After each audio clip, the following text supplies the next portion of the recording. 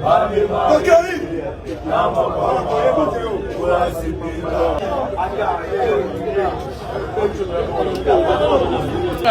ba côté lobby na palais l'église ils sont ba 2h donc 3h ba yibi ba téléphone ba yibi na moto o ba biblo ba longo contact ezaki te ba kati fiche ba kina ngo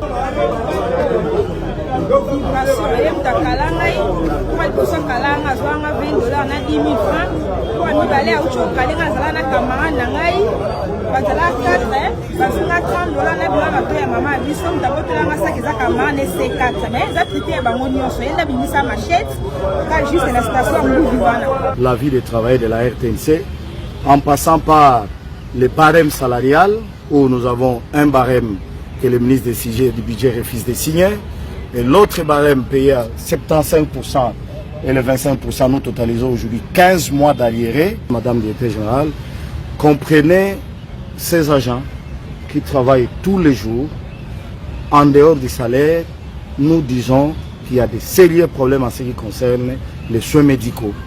C'est dans ce cadre que s'appréhendent les efforts de la Banque centrale d'offrir ainsi à son personnel les meilleures conditions de travail pour plus d'efficacité dans les services qu'il doit rendre à la population, au trésor public et à tout le système financier, tout en élargissant la représentation de la Banque centrale du Congo sur le territoire national. Ce projet est d'abord éminemment issu dans la réflexion sur les villes de baisse, aujourd'hui porté par le chef de l'État et porté aussi par l'ensemble de la famille politique qui l'accompagne. Donc cela est fait en alignement de cette vision-là. Le chef a mis sur la pavé la nécessité que les Congolais réfléchissent. On ne peut pas se l'interdire de réfléchir.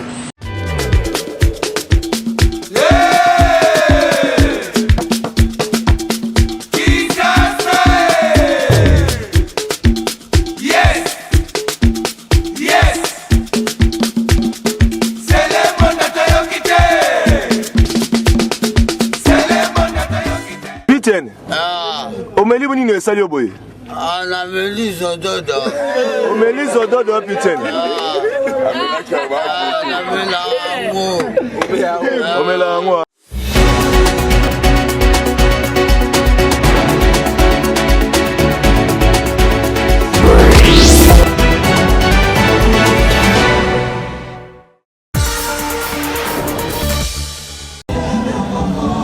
Un nouvel édifice sorti des terres en plein centre-ville de Kalemi, le nouveau bâtiment administratif de l'agence autonome de la Banque centrale du Congo est un immeuble de 2 étages situé sur l'avenue de la Révolution au quartier Fataki 1, commune de Kalemi, en plein centre commercial et administratif de la ville. En présence du chef de l'État Félix-Antoine Tshisekedi Tshilombo, la gouverneure de la Banque centrale du Congo, Madame Marie-France Kabedi Malangou, indique que ce bâtiment de 200 mètres carrés, acquis sur fonds propres, s'inscrit dans le cadre de la noble vision du président de la République visant l'amélioration des conditions de travail et de qualité de vie de son peuple. Ceci est le fruit d'un besoin exprimé par l'institution monétaire de doter à son agence provinciale de Kalemi d'un édifice modernisé en assurant un maximum de confort au personnel. Ce que vous allez inaugurer aujourd'hui s'inscrit dans votre noble vision visant l'amélioration des conditions de travail et la qualité de vie du peuple congolais.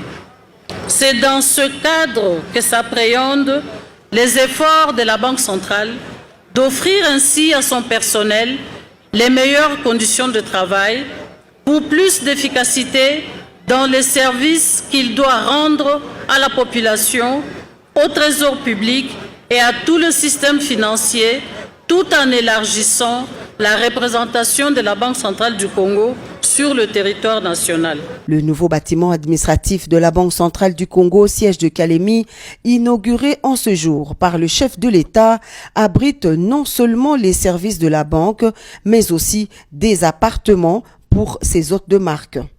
La Banque centrale, en tant qu'entreprise autoritaire de régulation et de supervision du système financier congolais et comme institut d'émission de la monnaie nationale, compte 1710 agents et cadres au siège de Kinshasa, à l'hôtel de Monnaie, dans les entités provinciales réparties dans les différentes provinces et dans les agences autonomes, y compris celle du Kalemi.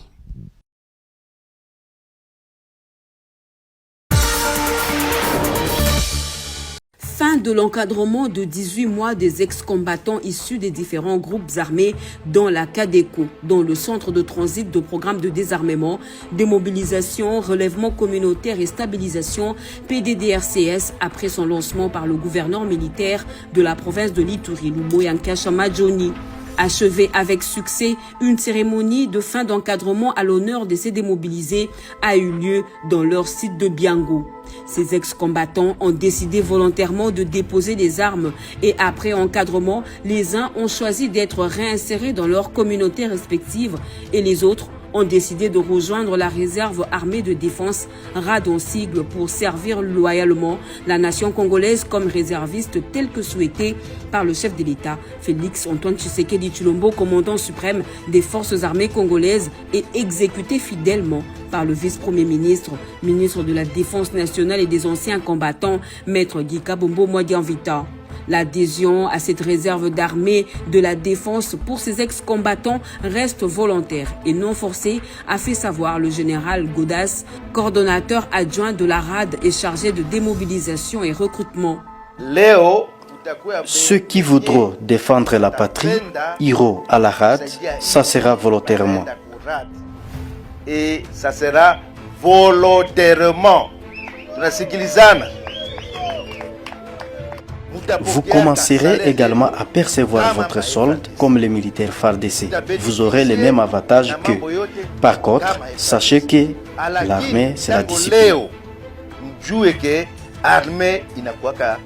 discipline. De son côté, le général Déo Baleke, conseiller du vice-premier ministre en charge de la défense nationale et des anciens combattants, a sensibilisé la jeunesse iturienne à saisir avec empressement cette main tendue du chef de l'État à travers ce programme. Vous ne faites plus partie des groupes armés car le PDDRCS vous a lavé de vos crimes.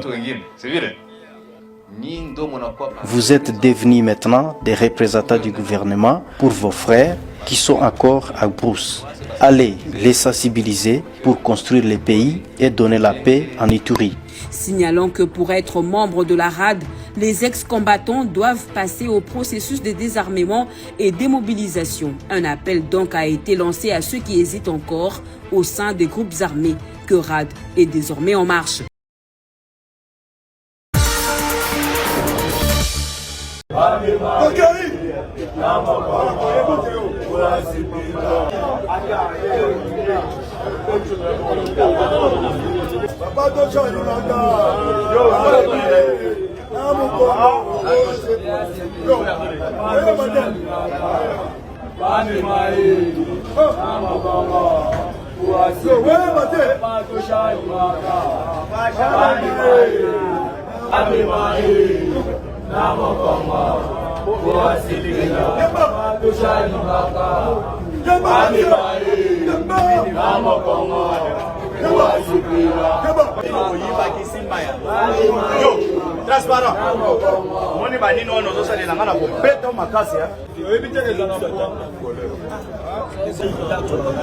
biso bakota elobi na palais l'église ils ba 2h toki 3h bayibi ba téléphone bayibi na moto o ba bimio ba balongo contact ezaki te bakati ya fiche bakina ngo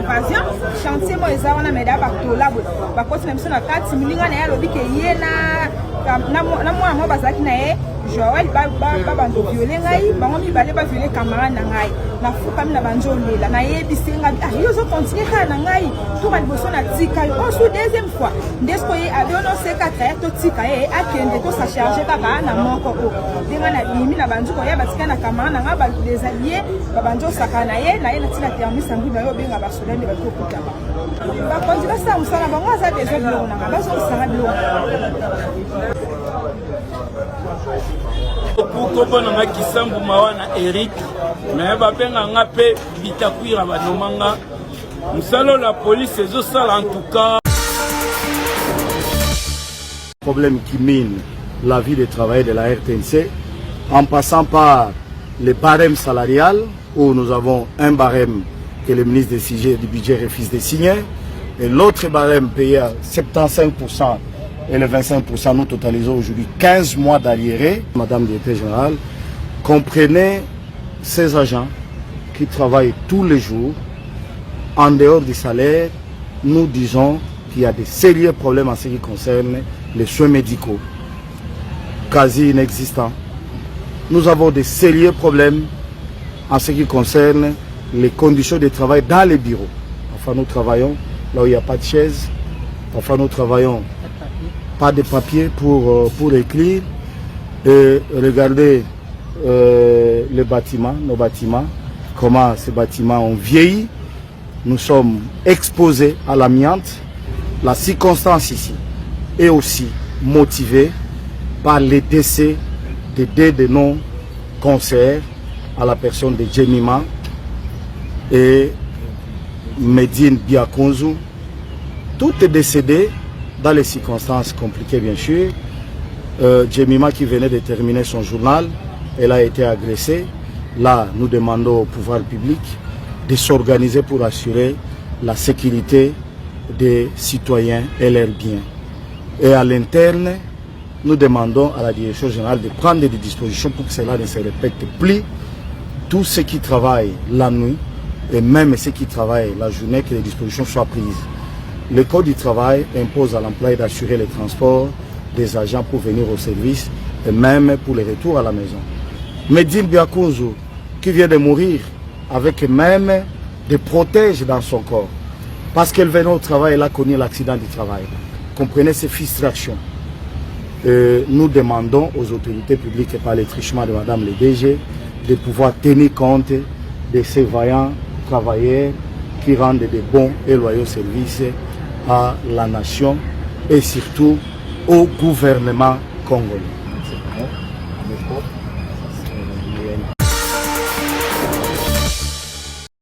En mission d'inspection et de commandement, le commandant de la 3e zone de défense, le lieutenant-général Mbangou Marcel, conduit une forte délégation à Isiro, chef-lieu de la province du Haut-Tuwélé.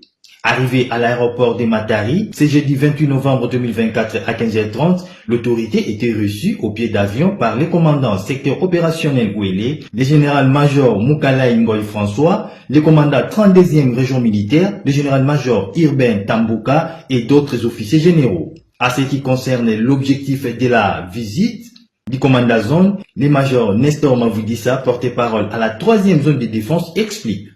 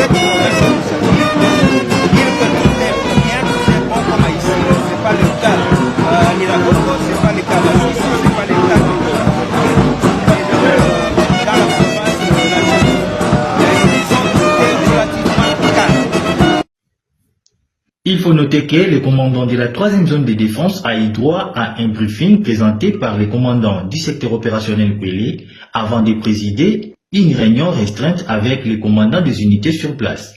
sachant que son agenda sera révélé ultérieurement. Non, c'est-à-dire qu'il faut comprendre que moi d'abord je suis de la famille politique du chef de l'État, je suis membre du UDPS, député élu du UDPS, gouverneur élu dans un tandem Union Sacrée. Ce projet est d'abord éminemment issu dans la réflexion chez l'UDPS, aujourd'hui porté par le chef de l'État et porté aussi par l'ensemble de la famille politique qui l'accompagne. Donc cela est fait en alignement de cette vision-là. Le chef a mis sur la pavée la nécessité que les Congolais réfléchissent. On ne peut pas se l'interdire de réfléchir. Si nous estimons que cette constitution comporte des gènes quand même qui ne favorisent pas, ou soit devient obsolète, c'est tout à fait normal que nous puissions penser soit à son changement, soit à sa révision. En fait, tout est volonté de la population. Vous voyez, si nous estimons que nous voulons plus de lois, en fait, des dispositions dans notre constitution qui vont nous permettre de pousser au mieux les fonctions de la population, ce n'est qu'une pensée très salutaire que nous avons soutenue avec force. Moi particulièrement, j'ai des devoirs moraux d'accompagner d'abord une initiative portée par mon parti et mais également portée par mon président qui est aussi membre de mon parti. C'est vrai qu'aujourd'hui il est pour tout le monde, mais il est aussi notre parti. Nous avons tout intérêt à soutenir avec force cette position qui demande à tout Congolais de commencer par réfléchir. C'est pas mauvais. C'est pas mauvais. D'ailleurs, à un moment donné, on dira encore plus sur la question. Merci beaucoup. Excellence, je suis de la voix de la mairie de Lingala. Je voudrais avoir une synthèse à Lingala par rapport aux assises. marge de son séjour officiel au Caire, le président de l'Assemblée nationale, le professeur Vital Kamerhe, a été invité par son homologue égyptien, le docteur Anafi Gebali, à découvrir à travers une visite guidée la prouesse accomplie par le gouvernement égyptien sous le leadership du président Abdel Fattah al-Sisi en construisant dans un temps record une nouvelle capitale administrative dont la première phase s'étale sur 40 000 hectares et qui va bientôt s'agrandir de 40 000 autres hectares. Le professeur Vital Kamerhe, avec la délégation qui l'accompagne, dont le rapporteur Jacques Joly, a été accueilli par Khaled Mahmoud Abbas, directeur général de l'entreprise publique en charge de la construction et de la gestion de tous les patrimoines de cette nouvelle capitale administrative. Au cours d'une brève réunion, avant de procéder à la visite guidée, Khaled Mahmoud Abbas a fait une présentation de ce gigantesque projet qui a coûté au gouvernement égyptien 60 milliards d'euros et qui a résolu le problème de désengorgement de l'ancienne capitale administrative et sa surpopulation évaluée aujourd'hui à 20 millions d'habitants. Situé à une cinquantaine de kilomètres de l'ancienne capitale, ce projet pharaonique offre à l'Égypte une nouvelle ville verte et moderne dans les déserts, abritant les sièges de toutes les institutions dont la présidence de la République, la Chambre des représentants, des bâtiments abritant des ministères, des banques, plusieurs universités internationales, des écoles, des complexes médicaux, une bibliothèque de 5 millions de livres et un village olympique avec un complexe de 80 000 places, pour ne citer que cela. Nous allons faciliter qu'il y ait vraiment un accord entre l'Égypte et la République démocratique du Congo dans ce domaine pour venir nous aider à assainir et à construire des grandes villes. Nous sommes vraiment convaincus que vous allez nous aider. Je sais que le ministre de l'Urbanisme, Christin Badou, a séjourné par ici. Je crois que l'Égypte et la République démocratique du Congo peuvent aussi se mettre ensemble, booster l'Afrique sérieusement. Le président de l'Assemblée nationale a fait la ronde des grandes places de cette cité qui n'a rien à envier à l'Occident et qui reçoit déjà plus de 50 000 travailleurs, 15 000 étudiants et 6 000 élèves. Outre des très nombreux logements, non seulement de haute gamme, mais aussi plus modestes, afin d'accueillir tous les fonctionnaires du nouvel ensemble. Le projet compte des hôtels de luxe, un nouvel aéroport de 4 000 m², 10 000 km de voies routières, un métro et tant d'autres infrastructures. D'autre part, la ville détient la plus grande cathédrale du Moyen-Orient, dénommée Cathédrale de la Nativité, avec une capacité d'accueil de 7 300 personnes qui représente un cadeau du président égyptien Abdel Fattah al-Sisi à la communauté chrétienne d'Égypte. Le président de l'Assemblée nationale Vital Kamerhe et les rapporteurs Jacques Joly se sont prosternés devant l'autel de cette cathédrale. Il faut noter que plusieurs échanges ont déjà été entamés entre le gouvernement congolais à travers le ministère de l'Urbanisme et Habitat pour pouvoir utiliser cette expertise égyptienne dans les désengorgements de la capitale Kinshasa. C'est la raison et l'intérêt du choix des autorités égyptiennes de faire visiter cette nouvelle ville au président de l'Assemblée nationale de la RDC. Au nom du président de l'Assemblée nationale, le professeur Vital Kamerhe, à mission officielle en dehors du pays, le deuxième vice-président Christophe Mbosoko Diapwanga a reçu le mardi 26 novembre dans son cabinet de travail une délégation du rapporteur spécial des Nations Unies sur les droits des personnes déplacées, conduite par les coordonnateurs humanitaires Bruno Lemarquis, accompagné du président de la Commission des droits de l'homme de la Chambre basse du Parlement Boris Mboukou et de quelques élus de la province de l'Ituri et du Nord Kivu. Christophe Mbosoko Dia a échangé avec ses hôtes sur la protection et la sécurisation de personnes déplacées de la République démocratique du Congo. L'Assemblée nationale, qui doit élaborer des textes pour la protection des déplacés internes, le deuxième vice-président de cette institution a estimé que l'accompagnement de ces experts des Nations Unies sera d'une importance capitale pour la Chambre basse du Parlement. C'est au nom du président de l'Assemblée nationale que j'ai eu l'honneur de recevoir la délégation de la porteuse spéciale des Nations Unies chargée des déplacés internes. C'est à ce titre-là que je les ai reçus. Ce n'est pas une mission protocolaire, c'est une mission importante puisqu'il y a des textes que l'Assemblée nationale doit élaborer pour protéger les déplacés internes.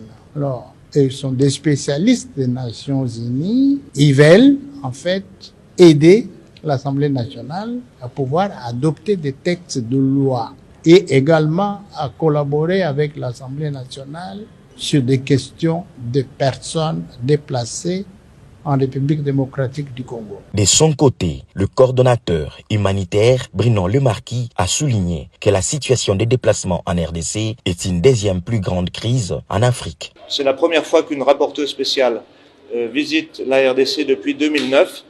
C'est une mission qui est pour une semaine en RDC, à Kinshasa et ensuite dans les provinces de l'Est, à Goma, à Beni, à Oicha et à Bunia en Ituri. C'est une mission qui s'intéresse aux questions de protection de personnes déplacées. Vous savez bien la situation des déplacements en RDC. C'est la deuxième plus grande crise de déplacement de l'Afrique, avec de nombreux problèmes de protection. Ça regarde aussi aux législations en République démocratique du Congo par rapport aux personnes déplacées internes, notamment par rapport à ce qu'on appelle la domestication de la Convention de Kampala.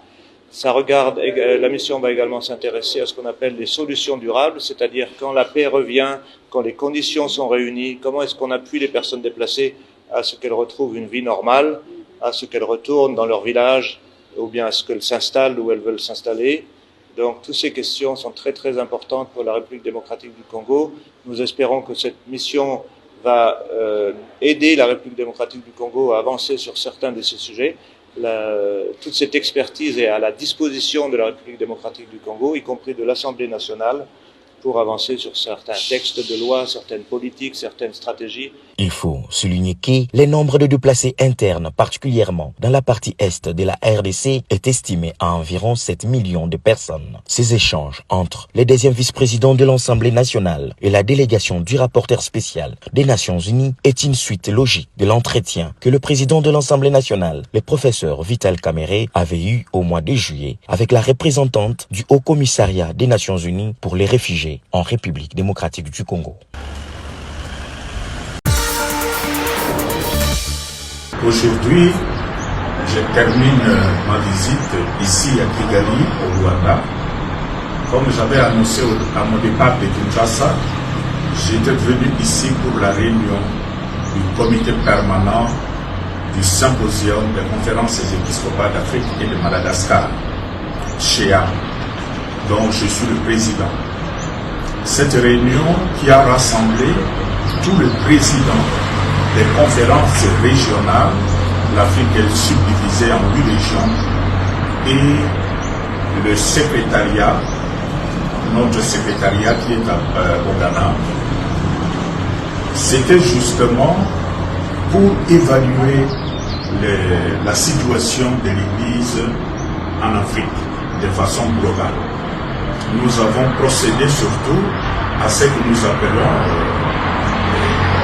le paysage, l'analyse du paysage socio-pastoral en Afrique. Nous avons analysé toutes les situations ecclésiales, sécuritaires, économiques et politiques de toutes les régions d'Afrique. Naturellement, nous avons aussi analysé la situation de la région des Grands Lacs, dans lequel nous nous retrouvons avec tous les conflits que nous vivons à l'est de notre pays. Mais un objectif principal de cette réunion à Kigali, c'était pour la préparation de l'Assemblée plénière de l'ensemble de l'Église d'Afrique qui est projetée pour l'année prochaine ici à Kigali. Nous étions venus aussi avec tous les membres du comité permanent pour analyser, voir les réalités, si les conditions sont réunies pour cette réunion.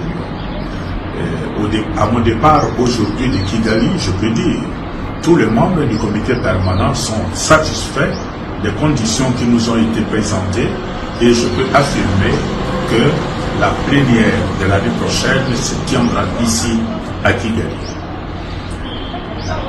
L'autre objectif de notre réunion, c'était aussi nous encourager dans la pastorale commune que nous faisons. L'Afrique est tellement vaste, non seulement la partie continentale, mais aussi les îles. Il est important que les évêques se retrouvent, évaluent leur pastorale commune dans l'esprit des synodalités et se donnent mutuellement d'encouragement pour continuer dans la mission commune. L'expérience vécue ici a été très positive, une expérience de synodalité ecclésiale au niveau de notre continent africain. Le soleil s'est levé à 5h30 sur la ville de Kalemi dans le Tanganyika où se déroule la 11e conférence de gouverneurs. C'est jeudi 28 novembre 2024, deuxième jour de cette conférence. Après plusieurs exposés de personnalités sur des matières telles que la géographie, le finance et la fonction publique pour édifier les gouverneurs, ces derniers ont été organisés en plusieurs commissions pour évaluer les recommandations de la précédente conférence et élaborer de nouvelles propositions pour cette année. C'est en se basant sur les états des lieux de chaque province que ces commissions travailleront pour mettre en place des recommandations concrètes et mesurer leur impact au fil du temps. Pour la Chopo, le gouverneur Paulé Ndongola Lebabonga a présenté tout le problème de sa province en détail lors des travaux de commission, étant donné qu'il a été choisi comme rapporteur de la commission PAJ. Le gouverneur Paulé Ndongola Lebabonga a donc formulé une demande expresse d'une attention particulière pour la Chopo. Nous sommes dans la phase de traitement des dossiers dans les commissions.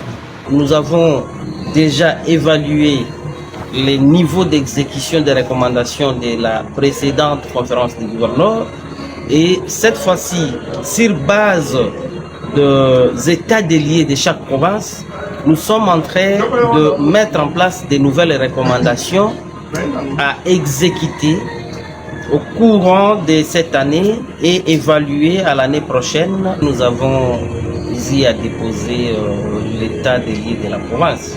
Et donc, la Chopo aussi a plaidé pour qu'une attention particulière soit aussi fixée vers notre province. Les travaux de commission se poursuivent à ce deuxième jour de la conférence de gouverneurs. L'état des lieux de la province de la Chopo a été dressé par le gouverneur Paulé Ndongolia et les questions prioritaires ont été identifiées. Il ne reste plus qu'à espérer que les recommandations issues de ces travaux seront mises en œuvre pour le bien-être des Chopolaises et Chopolais.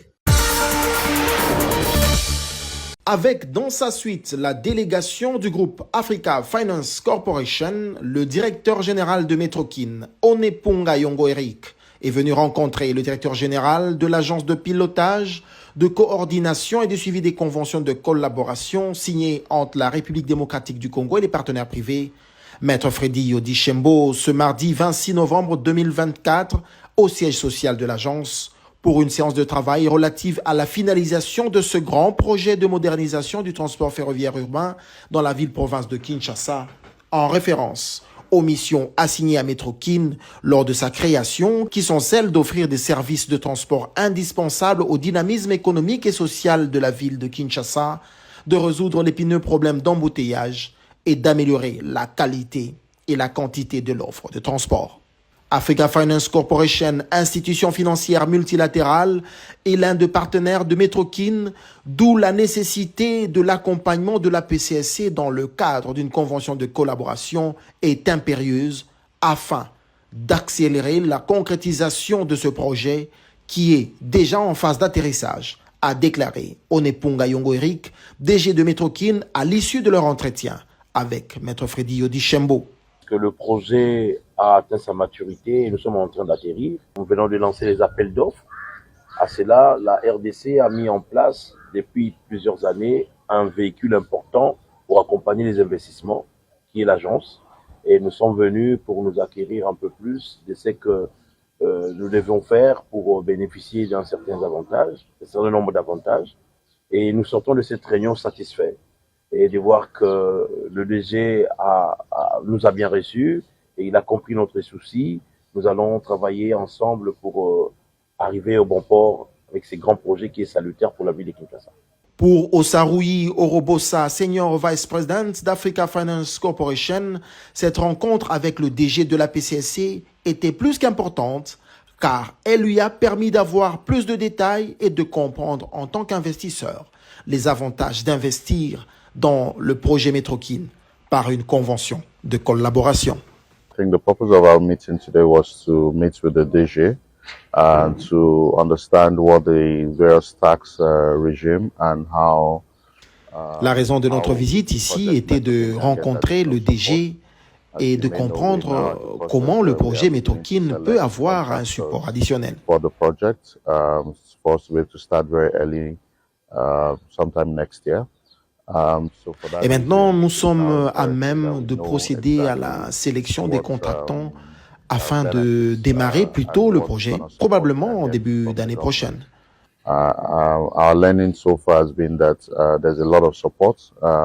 Nous avons compris qu'il y a beaucoup d'avantages et bénéfices à signer une convention de collaboration avec le gouvernement congolais à travers la PCSC.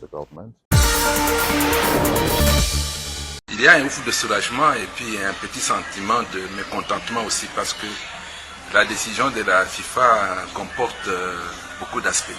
Le premier aspect que j'adresse d'ailleurs aux supporters du TP Mazembe, c'est la bonne nouvelle qui doivent être contents et qui doit les réjouir sur le fait que maintenant nous pouvons aligner tous ces joueurs qui sont en train de s'entraîner, qui n'avaient pas l'occasion de jouer.